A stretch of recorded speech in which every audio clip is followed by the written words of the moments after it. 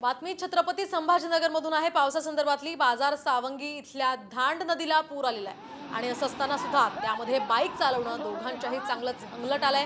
दोघ जणांनी धांड नदीवर जाणेफळ इथे पुलावरून बाईक पुढे नेण्याचा प्रयत्न केला आणि त्यात बाईकवरील दोघ बचावले, मात्र बाईक प्रवाहात वाहून गेली।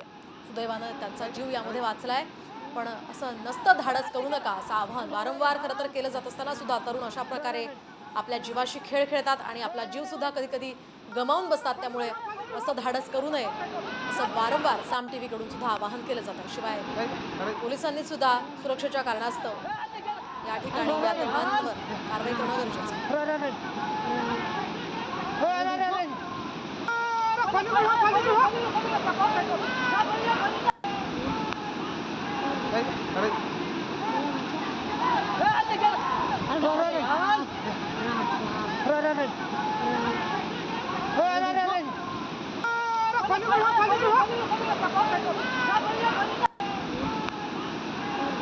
Đấy,